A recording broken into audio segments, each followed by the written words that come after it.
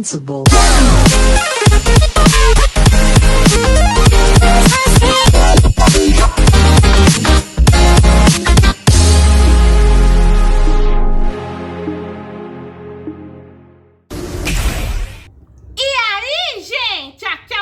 Sejam bem-vindos a mais um episódio de The Apothecary Diaries. E nesse episódio presenciamos o ato final de Shisui. O episódio começa onde terminou o anterior. O Jinchi estava com seu exército e ele ouve o apito do Lihaku, indicando que ele conseguiu libertar Mau Mau. Ele acalma o Basen, que queria ir na frente. Jinchi, Basen e o exército vão invadir o quarto onde teoricamente estaria o Shishio, e chega a ele que tá com uma feifa. Jinchi percebe que o Shishio tá bem mais calmo e mostra a ordem do imperador dizendo que ele tá preso por desvio de fundos e rebelião. O Shishio está aqui, já que ele tá vendo a guarda real na sua frente, e o Shishio tenta atirar meio que no Jinchi, mas acaba acertando num dos seus soldados. Aí que o Jinchi vê que esse é o último modelo da feifa, pois dá pra atirar sem sequer meio que acender uma faísca. Shishio fala que faltou bem pouco para que ele tinha ter matado o Jinchi, e o Shishio já vê que é o fim. E talvez isso também nem tenha mudado nada. E aí que o Jinchi percebe que é como se o Shishio tivesse preparado esse discurso para essa tal situação. E é aí que ele saca.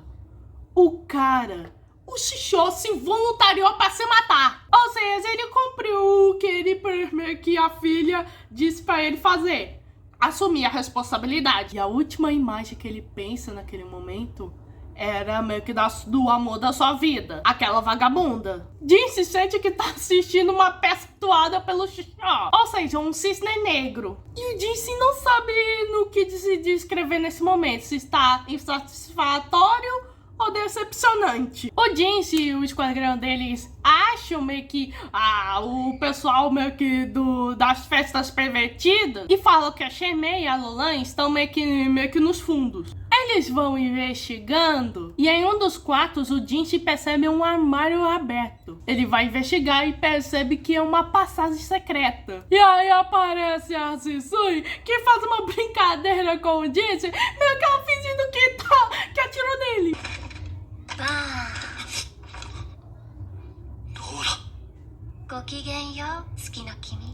A Lolan barra Shisui sabe que o Jinchi e o Príncipe da Lua são a mesma pessoa. E ela pede, então, você quer me seguir? E aí o Jinchi, e se eu me recusar? E ela, não se preocupe, é por isso que eu tô te ameaçando. Ou você vai mesmo meio que me seguir sem me obedecer, tudo bem. Jinchi acha que meio que foi a Shisui que mandou ele fazer isso. E ela disse que seria mais fácil se ele escapasse dela. Ela traz o Jinchi onde a Shuirei e a Shenmei estão. A Shisui já pergunta a Shuirei se a Shenmei parou de cometer crueldades com ela. E o Jinchi vê o estado da Shuirei, na qual ele achou que ela fosse uma mulher meio audaciosa, meio que de acordo com fontes mal, mas nesse exato momento ela estava muito frágil. A Shenmei reconhece o Príncipe da Lua e a Shisui fala que ela pediu que ele a acompanhasse para realizar o desejo dela. E dá pra ver que a Shenmei sempre odiou esse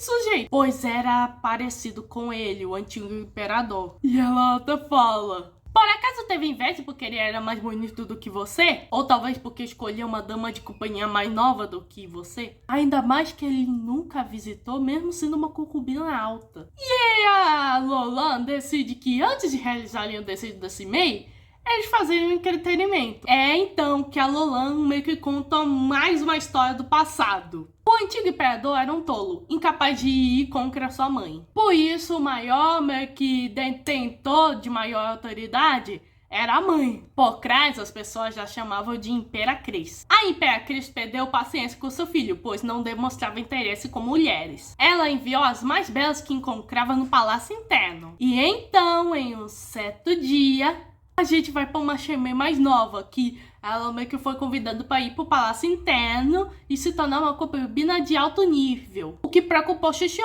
já que eles iam se casar. E a moça só meio que já queria seguir em frente. E ela só queria mesmo meio que se tornar Imperatriz. E dá pra ver que ela realmente era meio que mata o osso. Porém, no final, tudo foi um acordo superficial. Isso confunde a Shimei.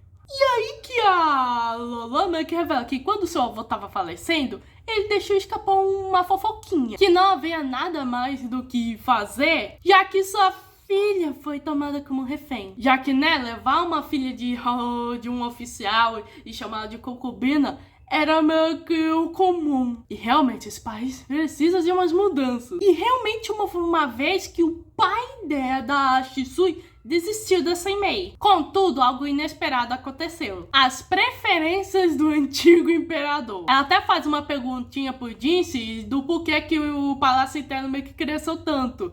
E o Jinshi ouviu que o Shishio meio que convenceu a Imperatriz de expandi-lo. E dizem que sugeriu meio que expandi-lo como um novo projeto público para substituir o tráfico de escravos. E isso surpreende o Jinshi, já que ele não tava sabendo dessa informação aí, nesse micro detalhe. É vendo que sua mãe ainda não sabe o que o avô da Shisui fez para atrair a Imperatriz? A Shisui fala que soube que eram tratados da mesma forma que as cortesãs do Distrito do Prazer. Mas claro, nem sempre a escravidão é que era tratada nas outras nações, por isso o imperador proibiu a escravidão. O clã 5, com sua filha presa como refém, não teve escolha, se não cortar o tráfico de escravos, que era o negócio meio que da família do clã Shi. E quando seu avô meio que sentiu que não tinha mais opções, Shishio sugeriu enviar os escravos para o Palácio Interno. As reféns podiam trabalhar como servas e damas da corte e os homens como eunucos. E poderiam convencer a Imperatriz de que expandir o Palácio Interno seria uma forma do imperador criar interesse nas mulheres. E o avô meio que concordou. E além disso, as famílias que venderam suas filhas sentiriam menos culpa se as meninas fossem ao Palácio Interno, sendo uma vitória para todo mundo. O Shishio tentou meio que conquistar a confiança da Imperatriz para restaurar o clã Shi e libertar a refém, a Shimei. E a Lola fala que a Shimei deu trabalho. Pensar que tudo teria sido mais fácil se ela tivesse fugido. E nisso temos mais um flashback onde o Shishio meio que veio salvar a Shimei. Na época a Shimei recusou, né? Porque sair do Palácio Interno é um crime pesadíssimo. Mas o Shishio era um homem apaixonado. E como um homem apaixonado, ele era ingênuo. E aí vai falando que ele não aceitaria outra mulher como esposa a não ser a Shimei, e que ela é boa meio que o suficiente. E claro que a mulher meio que nem foi mesmo assim. Principalmente porque ela ouviu os comentários das outras mulheres. Que ela perdeu pra Tarro, que ela tá aqui bem antes da dama Anchi. E óbvio, o orgulho também fala mais alto. A Lola até fala que ela meio que não confiou num homem que jogaria o status dele fora só pra libertá-la. E claro que a Shimei não confia, pois ele só herdou meio que os negócios da família logo após seu pai adoecer e aceitar a mãe da Shirei como esposa. E é então que a Shisui mostra o enfeite de cabelo de fênix que estava com a Shirei. E a Shisui ainda fala, olha, aqueles que podem usar esse símbolo além do Killing, quer dizer que eles são da família imperial, eles têm sangue real. A Shimei acha que é mentira, mas meio que a Shisui disse que talvez o antigo imperador tenha se sentido culpado, pois estava preocupado do bebê que expulsou do Palácio Interno. E aparentemente vinha visitá-la ocasionalmente. Mas chegou a negar uma vez mesmo assim que ela era sua filha. Por isso pediu pro pai da Lolan, que estava solteiro, a aceitar a filha dele, que nasceu de uma relação do imperador com a sua dama de companhia. E como meio que essa relação meio que dos dois eventualmente traria à luz a Shisui, ou seja, a Shirei. E foi a partir meio que dessa relação do imperador e do Shishio que ele pediu que entregassem a Shimei. E o antigo imperador pareceu meio que aliviado que sua filha meio que recebeu um nome meio que Shi. E não sentia mais necessidade de segurar uma refém. E foi assim que o imperador entregou ao Shishio a Shimei como se fosse um presente. E o Jinshi na cabeça. O antigo imperador era um homem muito tolo, pois ele nem teria ideia do que os seus desejos egoístas afetariam sua própria filha e no Shishio. E principalmente na Shuren. Bom, a Shimei ainda acha que é mentira. E a Shisui, então você ainda vai contar meio que com meu pai, mesmo sabendo que acabaria em catástrofe? E nem consegue entender do porquê o Jinchi está aqui. E aí que a Shisui pergunta como foram os últimos momentos do seu pai. E o Jinchi meio que fala que o Shishio morreu rindo. A Shimei ainda acha que o Shishio meio que queria meio que só poder pra si mesmo e queria ela pra se exibir como líder do clã. E aí que a Shisui meio que fala: porém, a poeira baixou. Foi você que tomou com o controle do clã, né? Tem noção do que os membros do clã que puxam seu saco fizeram? Se referindo ao desvio de fundos. E entraram em ciclos de corrupção de diversas maneiras. Os que estavam mais sãos se opuseram e foram depostos. Aí sobraram os mais podres. O Shishio atuou meio que como o traidor do imperador para destruir todos os elementos podres do clã Shi em uma atacada explosiva. E ela comenta que pro Jinchi que as pessoas chamavam ele de cachorro guaxinim por ser ardiloso. Mas claro que os cães guaxinins também são criaturas meligrosas e tímidas. É exatamente por isso que fazem pegadinhas para confundir uns os outros. E o Jinchi pensa que se o que a Shisui tá dizendo é verdade,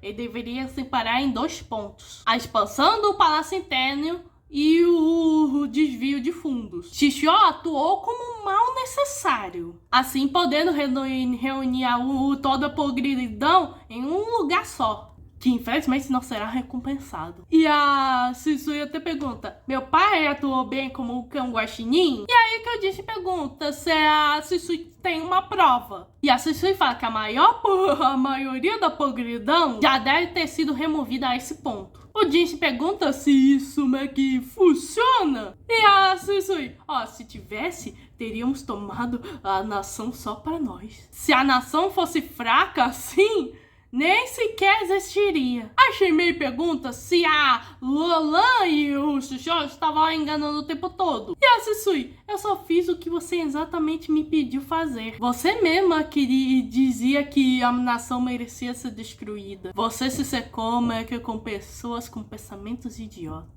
Achou mesmo que poderia derrotar a guarda real? Então, meio que a Shimei meio que toma a feifa meio que da roupa da Lolan. E a Shisui: olha, você não sabe como usar. Devolva, por favor. E aí a Shisui ri e ela fala: mãe, é que tá parecendo muito insignificante. E aí, houve-se um tiro e quem acaba morrendo é a Shimei por sua burrice. まるで小物なんですもの。ローラ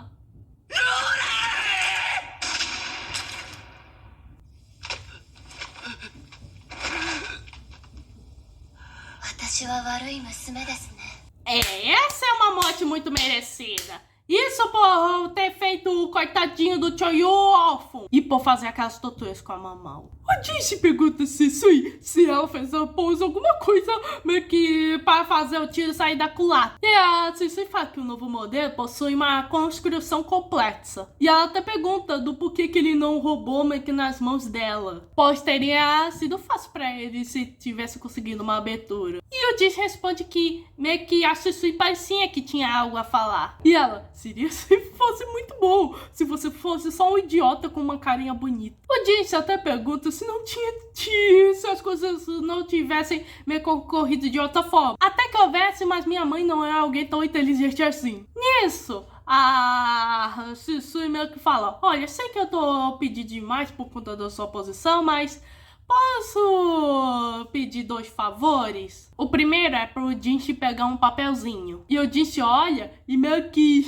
ele meio que se surpreende. A Shisui até fala que o problema dela é implorar por sua vida. Mas claro que não funcionou bem. E aí meio que desse papel estão escritas as coisas que poderiam acontecer na nação futuramente. Ela quer que os membros do clã pensam racionalmente, foram destituídos da sua mãe e perderam seu nome. Similar à situação da Shurei. E como já morreram uma vez, poderiam meio que poupar a vida deles. E o Jinchi meio que vai dar o seu melhor. E aí que vamos pro segundo pedido. meio que a Susui pega meio que aquele acessório de dedo que a Asemi usa. E ela usa pra fazer uma cicatriz na bochecha do Jinchi. E nesse momento, com certeza a Susui deve estar pensando: agora a mamãe vai se lembrar de mim toda vez que ver seu rosto. E também pra mim é algo mais simbológico, já que o Jinchi meio que tem uma angústia de ser lembrado pelo antigo imperador por conta da sua aparência. E a Susui, no que ela fez, meio que metaforicamente, meio que o deixa menos parecido com o imperador, o antigão lá. Ou seja, ela amenizou esse fado psicológico dele.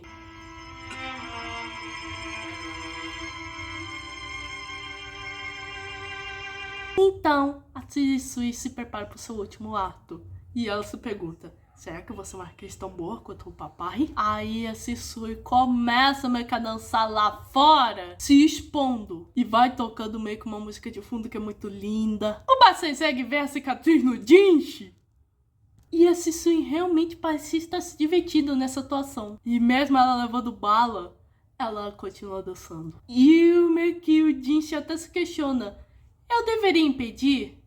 Não, acho que eu não poderia. A performance final e histórica de uma vilã, jamais eu poderia arruinar. Nem poderia desviar o olhar dela. Nisso, a Lola leva um tiro e ela cai. A Suirei vai atrás dela e vê a Susui sorrindo enquanto cai. E, gente, essa cena é linda.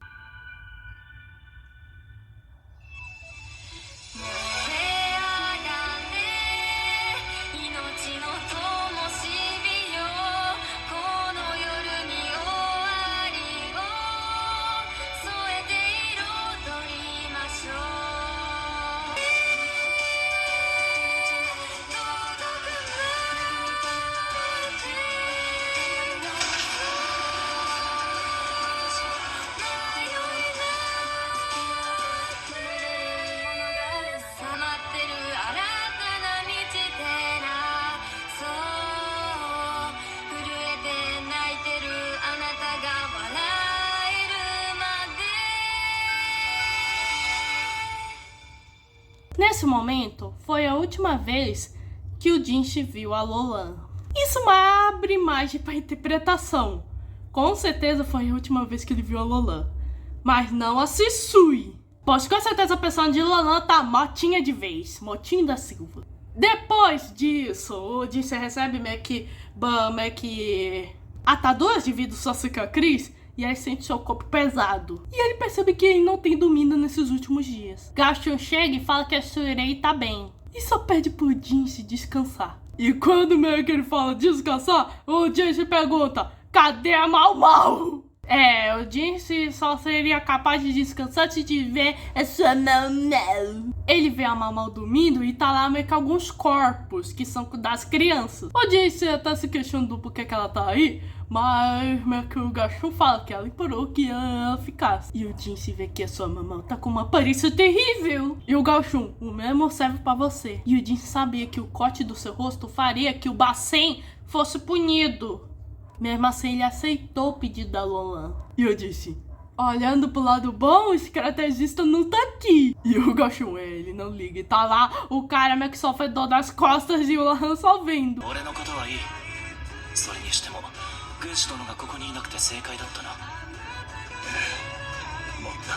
E aí o Jinchi vai em direção a essa Mau Mau. E ele vai vendo todos os machucados da Mau Mau. E ele fala: ah, se não fosse pela minha existência, você nunca teria sofrido isso. E aí a Mau Mau acorda. E o episódio acaba aí.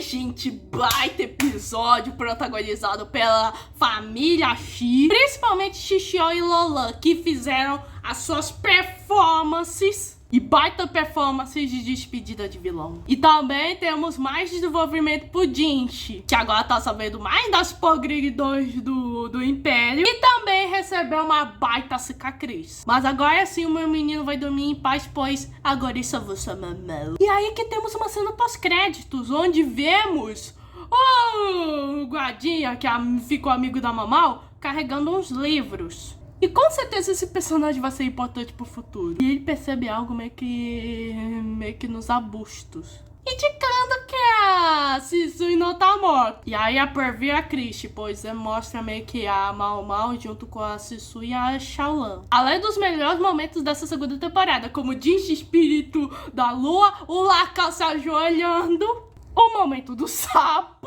E temos a cena do próximo episódio, que é o Jinx abraçando a Mau. Ou seja, o próximo episódio promete altas emoções. Esse foi o episódio 23 da segunda temporada de The Apothecary Diaries. Se inscreva no canal, ative o sininho, compartilhe, muito bis e fui.